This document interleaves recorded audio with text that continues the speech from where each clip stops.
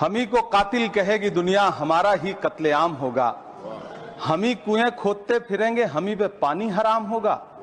सभापति महोदय, सन 1947 में दिल्ली की जामा मस्जिद की तारीखी सीढ़ियों पर खड़े होकर के भारत रत्न मौलाना अबुल कलाम आजाद साहब ने कहा था कि मुसलमानों कहां जा रहे हो, यह है तुम्हारा मुल्क, यहां तुम्हारे आबाओ अजदाद की कब्रें हैं। उस वक्त मौलाना आजाद की ये सदाएं सुन करके लोगों ने अपने सरों की गठरियां उतार करके रख दी थी। आज उसी दिल्ली में मौजूद देश की संसद में एक बिल आया है जो हमसे उसी जामा मस्जिद की सीढ़ियों के सबूत मांगेगा, जो उन्हीं सीढ़ियों के पास अपनी कब्र में सोए हुए मौलाना आजाद को फिर से कब्र से सदा देनी पड़ेगी कि ये जो कब्र है वो मेरी कब्र है, ये किसी सरकार की जागीर नहीं है। सभापति महोदय, मैं जहां खड़ा हूं इसी संसद भवन के सामने सड़क के उस पार अपनी कब्र में सोए हुए भारत के पूर्व राष्ट्रपति फखरुद्दीन अली अहमद की कब्र है। शायद अब उस कब्र से भी सदाएं आए कि ये कब्र मेरी कब्र है, ये सरकार की जागीर नहीं है। सभापति महोदय, मैं वक्फ कानूनों में किए जा रहे संविधान विरोधी बदलावों के खिलाफ बोलने के लिए खड़ा हुआ हूं। संविधान का आर्टिकल 14 हो, 29 हो, 30 हो, चीख चीख कर कहता है कि देश में सब बराबर के हकदार हैं। आर्टिकल 26 कहता है कि सबको अपने अपने मजहबी कामों के लिए मंदिर, मस्जिद, गिरजाघर, गुरुद्वारों का निर्माण करने का हक है और उसका रखरखाव का भी हक है। लेकिन डॉक्टर बाबा साहब अंबेडकर के संविधान को हर दिन कुचलने वाली ये सरकार देश के मुसलमानों से नफरत में इतनी अंधी हो गई है कि खुलेआम देश की संसद में देश सरकार के माइनॉरिटी मिनिस्टर साहब और होम मिनिस्टर साहब झूठ बोलते हैं और देश को गुमराह करते हैं, झूठ शब्द असत्य बोलते हैं। सरकार ने इस बिल का नाम उम्मीद रखा है। मंत्री जी कल से इसे देश के मुसलमानों के लिए नई उम्मीद बता रहे हैं। नहीं मंत्री जी, न तो ये बिल मुसलमानों के लिए नई उम्मीद है और न ही उम्मीद की नई किरण। सभापति महोदय, भाजपा ने पूरे देश में वक्फ के नाम पर कई सारे झूठ फैलाए हैं। आइए आज उनकी सच्चाई पर बात करते हैं। वक्फ ट्रिब्यूनल को ऐसे बताया जाता है जैसे वक्फ ट्रिब्यूनल कोई मजहबी खाप पंचायत हो। सभापति महोदय, जबकि सच्चाई यह है कि वक्फ ट्रिब्यूनल भी तो सरकारी न्यायिक विभाग है जिसमें सरकार द्वारा नियुक्त जज होते हैं, जिसमें प्रशासनिक अधिकारी होते हैं, कहीं ऊपर से थोड़ी आ गए। सभापति महोदय, देश के गृह मंत्री जी ने इसी सदन में कहा कि वक्फ ट्रिब्यूनल के फैसले के खिलाफ कोई कोर्ट नहीं जा सकता, जबकि सच यह है कि वक्फ एक्ट 1995 की धारा 83(9) के तहत हाई कोर्ट वक्फ ट्रिब्यूनल के फैसले की न सिर्फ समीक्षा कर सकता है बल्कि उसे बदल भी सकता है। सच तो यह है कि वक्फ बोर्ड खुद अपनी जमीनों के लिए कई सारी कोर्ट में मुकदमे लड़ रहा है।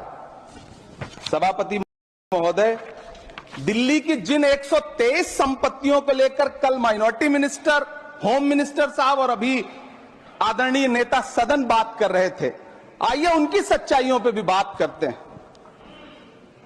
1911 में जब अंग्रेजी हुकूमत ने कोलकाता के बजाय दिल्ली को राजधानी बनाने का फैसला किया तो रायसीना हिल्स के चारों तरफ जो मुसलमानों की ढेर सारी जमीनें थी उनको एक्वायर किया गया और लुटियन को इसकी तामीर की जिम्मेदारी सौंपी गई। सेंट्रल विस्टा की तरह लुटियन जोन का मेगा प्लान तैयार हुआ, लेकिन उस वक्त के मुसलमानों ने उस वक्त की अंग्रेजी हुकूमत से अपनी इबादत गाहों को बचाने के लिए लड़ाई लड़ी। मामला ब्रिटिश गवर्नमेंट तक पहुंचा। तब यह तय हुआ कि वो जो धार्मिक स्थल हैं उन्हें जस का तस रहने दिया जाएगा। इंडिया गेट के बगल वाली मस्जिद हो, जाब्तागंज, सुनहरी बाग मस्जिद हो, पार्लियामेंट रोड वाली मस्जिद हो, ऐसी 123 संपत्तियों के मैनेजमेंट के लिए 1913 में मुसलमान वक्फ वैलिडेशन एक्ट बना और उसके बाद एक नया शहर बसाया गया जिसे लुटियंस जोन का नाम दिया गया। फिर 1943-45 के बीच एक और समझौता हुआ आजादी से पहले उसके तहत काफी सारी वक्फ जायदादों को सुन्नी मजलिस औकाफ बनाकर उसके अंडर किया गया ताकि उसकी देखरेख की जा सके। गृह मंत्री जी 2 दिन से सदन में जो बात कह रहे हैं वो दरअसल 123 संपत्तियां उसी सुन्नी मजलिस औकाफ के तहत आती है। सभापति महोदय, आजाद भारत आजाद हुआ। आजादी के बाद भारत में 1954 में वक्फ एक्ट लागू हुआ, जिसकी धारा 9 के तहत 1964 में केंद्रीय वक्फ काउंसिल का गठन हुआ। दिल्ली की वही 123 प्रॉपर्टीज को 1970 में सर्वे गजट करके गजट नोटिफाई किया गया। इसके निपटारे के लिए पूर्व प्रधानमंत्री इंदिरा जी के द्वारा 1974 में एक बर्नी कमेटी बनाई गई।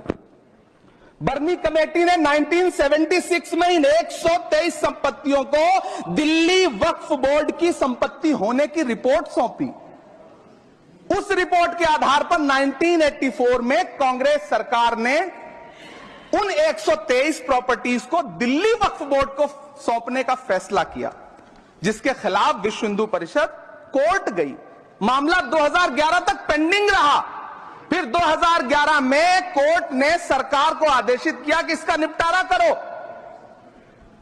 तब 2013 में तत्कालीन यूपीए सरकार ने दिल्ली की उन्हीं 123 जायदादों को बर्नी कमेटी की सिफारिशों के मुताबिक वक्फ बोर्ड के हवाले किया। यही वो प्रॉपर्टीज हैं जिनके नाम से गृहमंत्री जी कल से कांग्रेस को कोस रहे हैं। फिर आई 2014 में भाजपा की सरकार, जो तब से इन जमीनों को हड़पने की साजिश कर रही है।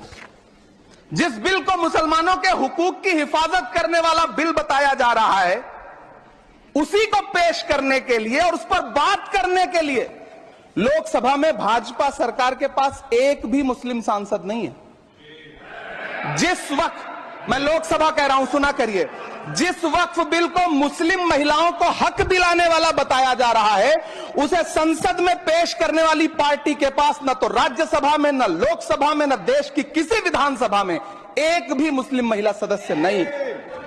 कल किरण रिजिजू जी कह रहे थे कि रेलवे की जमीनें देश की जमीनें हैं, डिफेंस की जमीनें देश की जमीनें हैं। हां मंत्री जी, हैं, बिल्कुल हैं। ये जो वक्फ की जमीनें हैं, ये हमारे पुरखों ने धार्मिक कामों के लिए डोनेट किया है।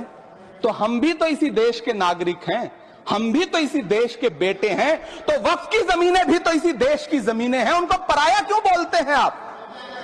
सभापति महोदय, अशफाकुल्लाह खान जब फैजाबाद की जेल में फांसी के फंदे पर झूल रहे थे, तो इसी देश की जमीन के लिए झूल रहे थे ना। सभापति महोदय, अंडमान की जेल में काला पानी की सजा काटकर अपनी जान देने वाले मौलाना फजले हक खैराबादी हो या शेर खान अफरीदी हो, वो भी तो इसी जमीन के लिए अपनी जान दे रहे थे ना।